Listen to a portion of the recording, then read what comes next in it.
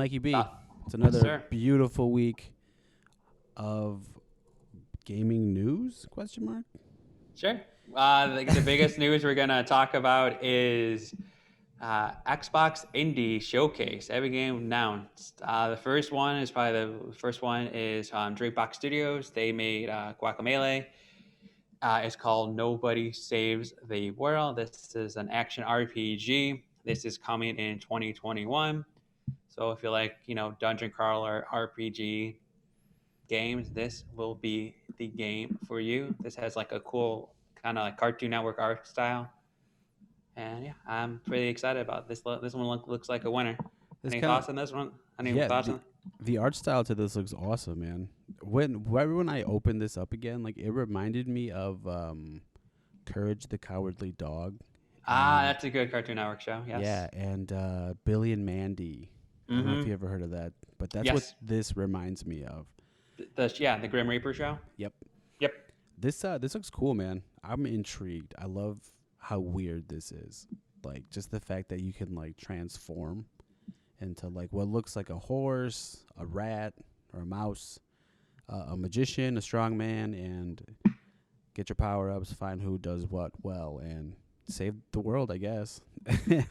So I'm gonna try this one out for sure. This looks awesome. Like the title says, nobody saves the world, so There we'll you guess we'll go. be nobody. Boom. Watch at the end. It's just like you can't beat the boss. It's like the strongest boss ever, and you just die. You can never pass it.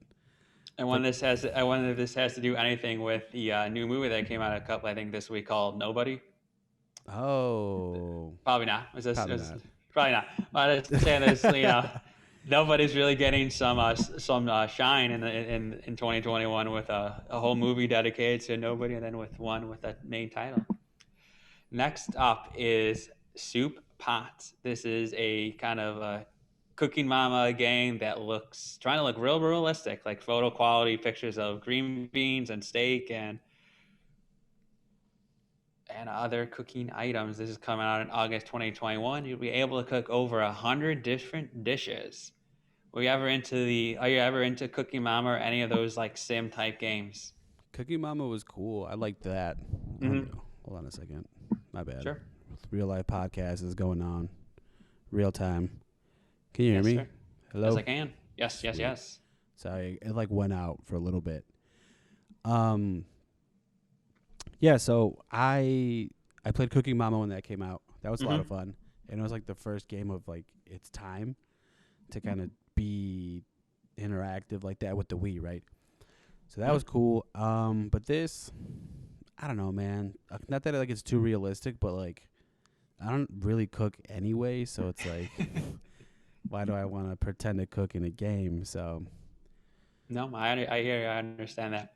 I never got into Sims too much like this, or there's that doctor simulator, like surgery simulator games, oh, didn't like a or the like farm simulator games, or the trucking simulator, anything like that seems like, the goat simulator. or The like yeah, like what if I wanted to do that, I would attempt to do that in IRL. So I'm not yeah, going to do that online. yeah, for sure. Like if I want to make soup, I'll try to make a soup that I want to make. So it's Yeah, like because at least at the end, even if at least you get to eat it. yeah, for sure.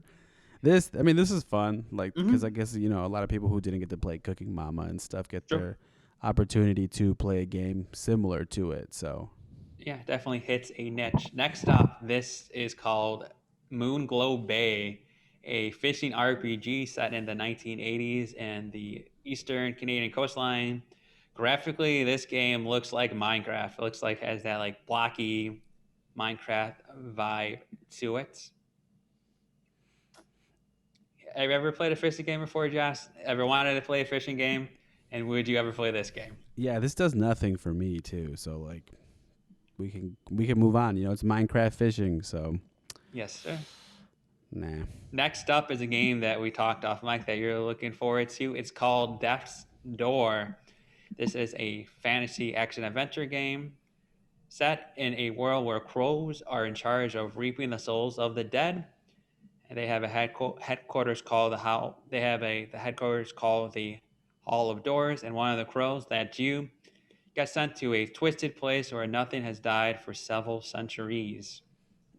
What interests you about this game, Joe? I love the art style to this too. It's like it's kind of dark and like your only like thing of light is your sword. So Mm-hmm. like it's very interesting concept wise. Like okay, so you obviously have to go kill something that's like preventing people from dying, which is weird. But I just like the way it looks. And like I said like previously, what is it? Nobody Saved the World. It's just weird enough for me to like. I'm like, okay, you're a bird with a sword and what looks like a companion based on this little screenshot and thumbnail.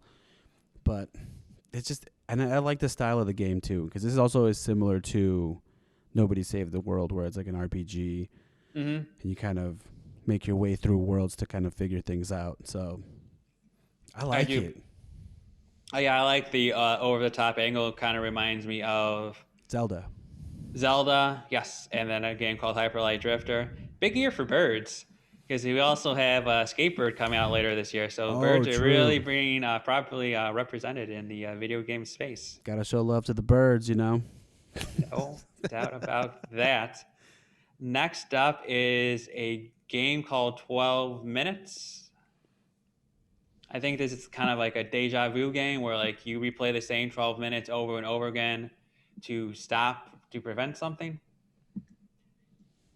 Yeah, And this like based on me explaining that, Josh says time to pass on to the next we're gonna thing. keep it moving.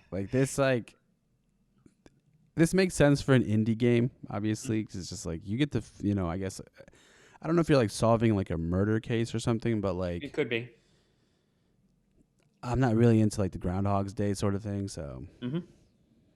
next, A few more to go. The probably one of the biggest games that came out of this pandemic that became super popular is Among Us. So Among Us is getting a new spaceship map, and I guess that means like a new like world to explore in the Among Us universe. I'm gonna say.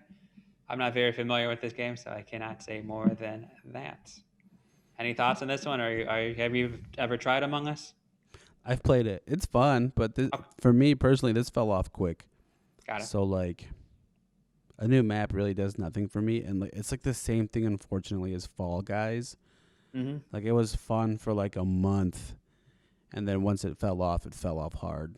Personally speaking, like there's probably still people that do play it, but I'm out of it, man. So next. Next up, man, the fate of the world in video games, man, that happens quite a bit. It looks like all these games we play, we're always trying to save the world. So next up is a game called Asteria Ascending, featuring a motley crew of 8 heroes charged.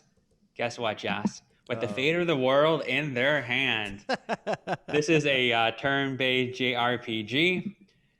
Each character has their own story. It will feature 5 cities, 25 dungeons, 30 hours of gameplay that can be up to 50 hours of gameplay if you want to be a true try hard and get that 100% completion. This is coming out in 2021.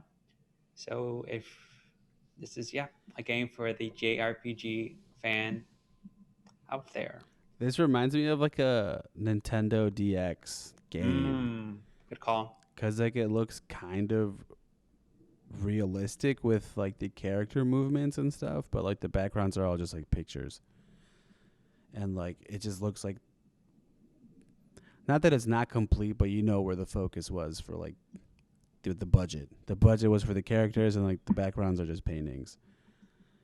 I didn't see gameplay in here, but this isn't bad. This kind of reminds me of like Strike Force with like a moving story. So, but this does like nothing for me. So, Fair enough. A little bonus topic I just found out from our good friends over at Polygon. Can you guess how many Mario-related games are on the Switch? The number of Mario-related games are on the Switch, Josh. Any guess? I don't know. I'm trying to think. I'm at a loss, dude. If I What? said if I said 26, would you believe it? I would believe 20. Well, Josh, I even was wrong. There's 28 Mario-related games on the Nintendo Switch. 28? Mario-related Nintendo games. That's from, well, I'm not going to read all 28, but the first game is Mario and Sonic at the Olympics 2020. So Oh. that is a Mario related game. If you think of all the Super Mario World games, that is also on the list. Dr. Mario is on there, the Mario Party, Mario Tetris, not Mario, Paper Mario, Mario 35. Yoshi's Story has Mario in it. Not So Yoshi's that Story, but like what's the one where you have Super to Mario World 2, yeah, Yoshi's Story. That's that. There's another one. They even give Mario Kart Live Home Circuit is a Mario game. So there's over 28 Oh. Mario games on the Switch. Which okay, Now, you bring up something really. We'll just briefly talk about this, which is kind of good because there's not a lot of news. yes, Um, Mario Kart Live. That's not picking up any traction, is it? I haven't heard anything about that no, I don't. recently, or like That was like a anything. one and done kind of like holiday thing that did not do very well. It's very similar to the cardboard boxes they came out with like the first part of the for the Switch. Oh my God, do you Like the remember? card, you could make cardboard boxes and like Let's make one. cardboard cool. Yeah, and it's like one was, and like it could turn into like different like objects you could play around with. Like the best one probably was the piano. That at least it makes sense. There's a piano. You could be also like a robot, like a mech suit, Yeah, and you can go that's true. fishing. Oh my God, Nintendo, what you doing? But this Mario Kart Live, it kind of reminds me of I don't know if you remember, but you weren't really into Pokemon, but like you could bring your like Pokemon, you can scan your Pokemon cards. Hmm. I think there was a thing like that where you can play a card game like that. Or I wish it was like you use the Game Boy cartridge to import your characters into the game. But that's just kind of like a nostalgic thing. That's kind of what it reminded me of, where it's just like a one and done thing. And like Mario Kart, the game is great, but like I don't know, this was a good idea. It's a good shot, but It's interesting, yeah, but you gotta give Nintendo credit for doing something unique. they're just giving it a shot. Very true. All right. Last one final topic that I just made up out of thin air, but not really. Last week we talked about the Switch Pro, Mm-hmm. and finally we got a little more detail about this potential Switch Pro. I guess the biggest thing out of this was the potential cost of the Switch Pro, which was $399. How does that jive with you there, Josh? Paying $400 for a Switch Pro. What am I getting out of it though? You HD are screen. you're getting an OLED 7-inch screen. You're getting a faster. You're getting a new NVIDIA chipset. You're getting something called DLSS, which is dynamic loading super sampling or super scaling, something of that nature. The Mm-hmm. tech people know what I'm talking about.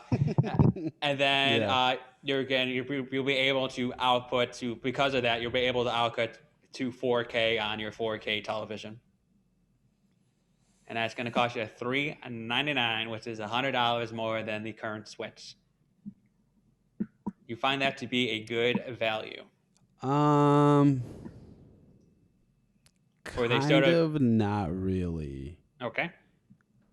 I like the specs, I guess. The specs Mm-hmm. sound good, but $400 is like, yeah, because like back to like what we talked about last time, man. Like I don't take it to go, but like if you're just gonna be able to like export a clear version onto my TV, like I don't really need that right now, you know. Mm-hmm.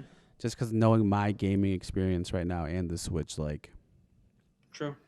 I mean, I could wait, but I don't. This.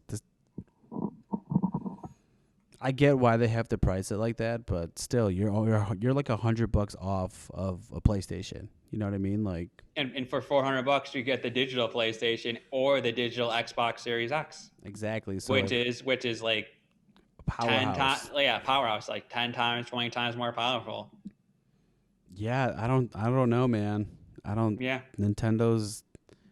There's a noticeable gap between systems, and true. like Nintendo just is gonna keep walking in this, marathon, So I don't know. What about you? Does this do anything for you? I don't know, man. At $399, we're getting into for an extra $100, I'm getting a system that's like truly brand new Yeah. with either PlayStation 5 or Xbox.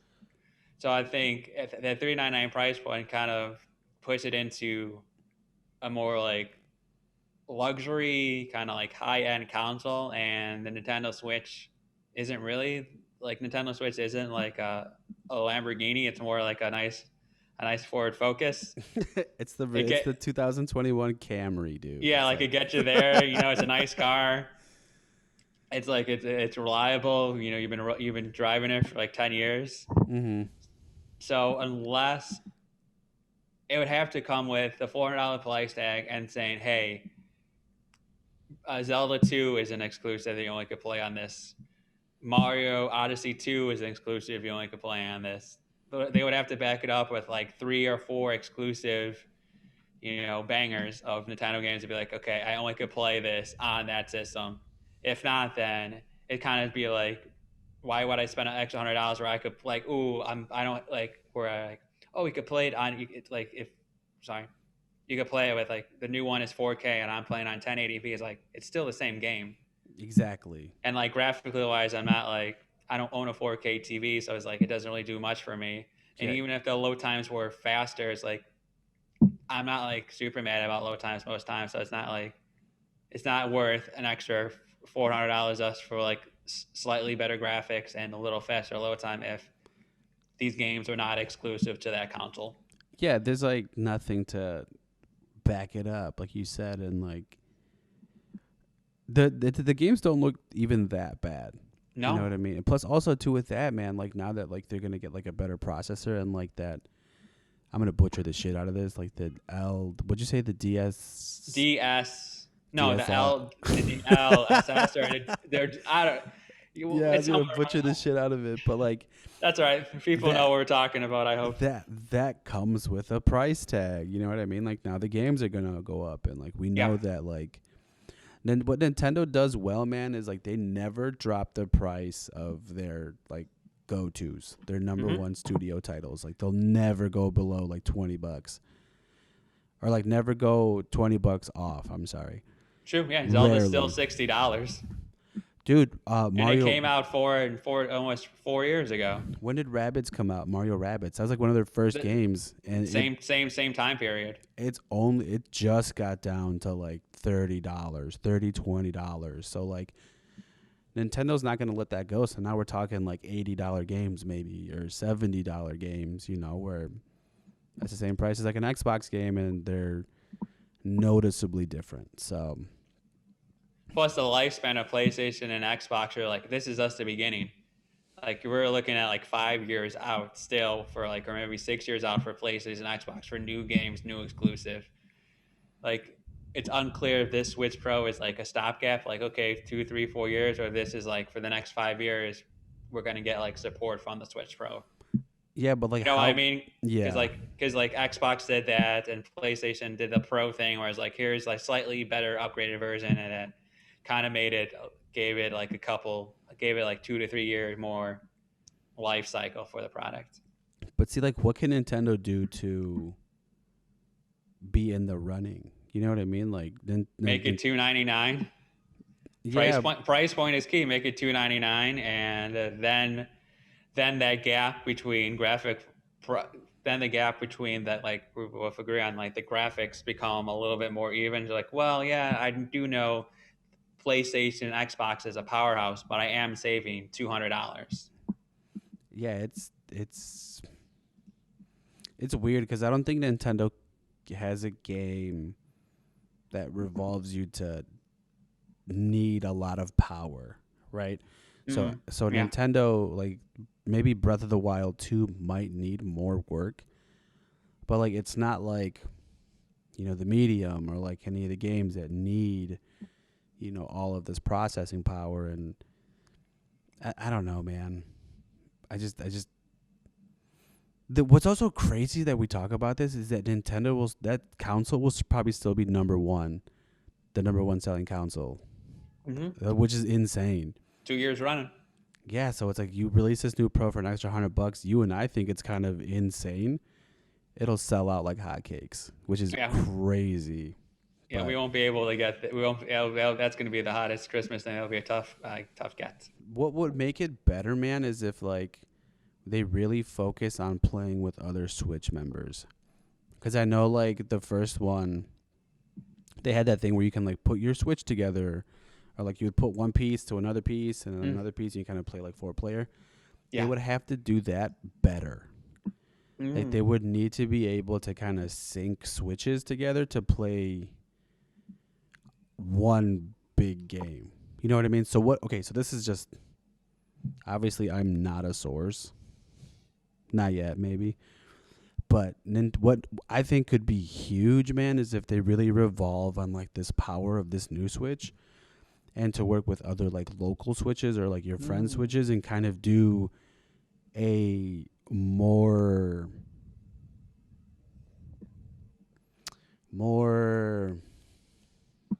I guess cohesive fucking Mario Party. Like you need something that brings everybody together with this new Switch to kind of give it a whole new dynamic to make it worth the extra $100 besides like the processing power. You know what I mean? That's what I think, man. Like there's got to be something there. But yeah, an extra $100 just for like a OLED that I'll probably never see is not good. So that is true. And that was somehow, as always, we made a very nice quality news segment out of just one real news story and then me just finding a couple things just to spark conversation. But that is the news for the week. Ladies and gentlemen, Council Boys are out. See ya.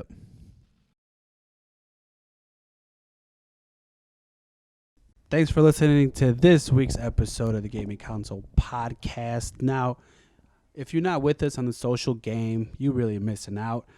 On Instagram, follow us at the Gaming Console Podcast. Facebook is the Gaming Console Podcast. Also, follow us on Twitter. We're the Council Boys on Twitter, so hit us up, tweet us.